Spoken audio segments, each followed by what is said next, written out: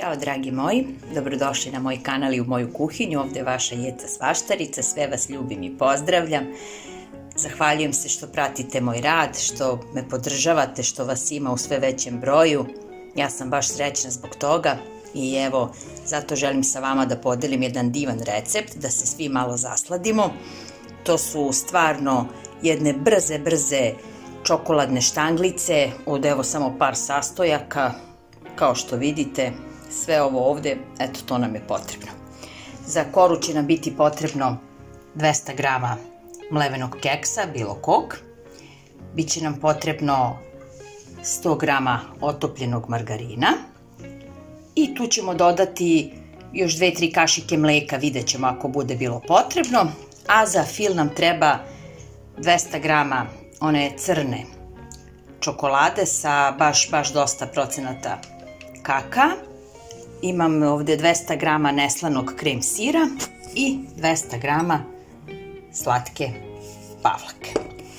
Eto, to je sve što nam je potrebno za ovaj recept, a sada idemo da vidite kako se on jako brzo pravi, a veoma je ukusan, kremast i stvarno za svaku priliku uvek ga možete napraviti.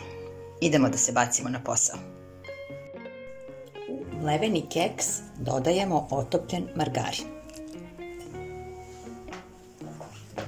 Krenut ćemo lagano sa mešanjem, da dobijemo lepu koru. Mešamo dok se sastojci totalno ne sjedine.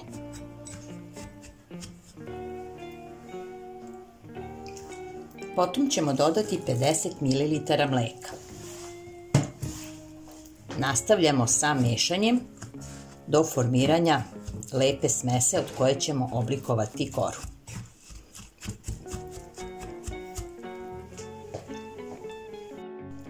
U moj omiljeni kalup, čije su dimenzije 12 sa 32, prebacit ćemo smesu od koje ćemo formirati lepu koru.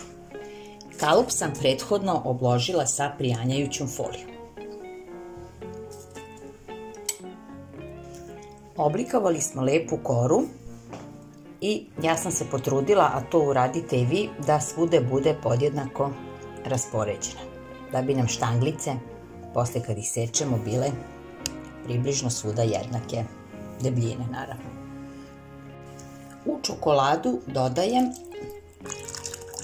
vruću pavlaku za kuvanje, to je ova u stvari slatka pavlaka. I sada ću lagano mešati i sačekati da mi se čokolada rastopi.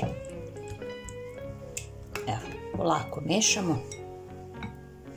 Vidite kako nam se čokolada lepo topila. Nema ništa lepše kad ovako vidimo svi otopljenu čokoladu s slatkom pavlakom.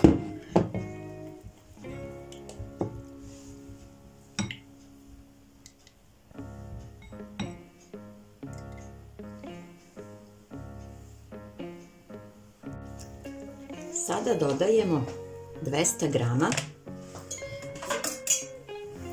neslanog sira.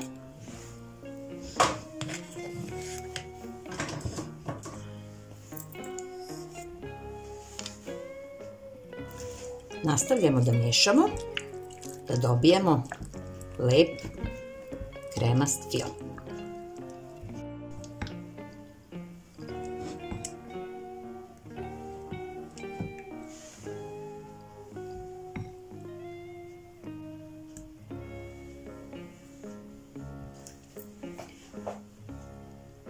Prelit ću fil od čokolade preko kore od keksa.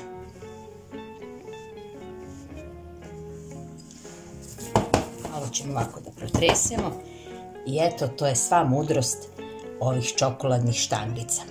Sada ćemo ih odneti u frižider da se stegnu, posle ćemo ih ukrasiti i uživamo u ovoj lepoj, stvarno jednostavnoj poslastici. Videli ste kako se veoma brzo sprema.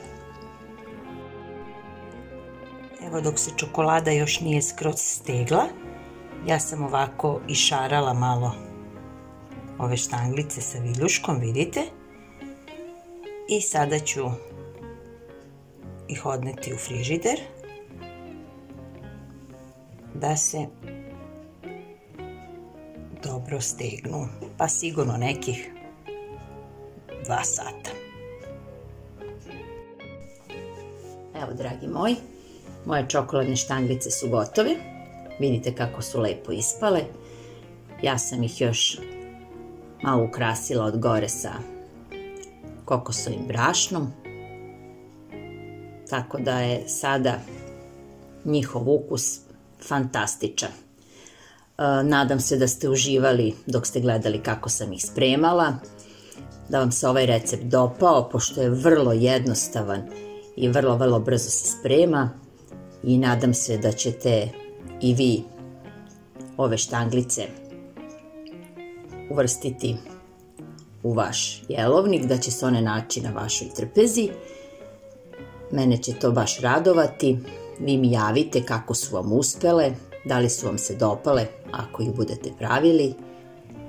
Ostavite mi jedan like, a mi se vidimo nekom sledećom prilikom u nekom novom video receptu. Do tada, sve vas ljubi i pozdravlja vaša Jeca Svaštarica. Ćao svima!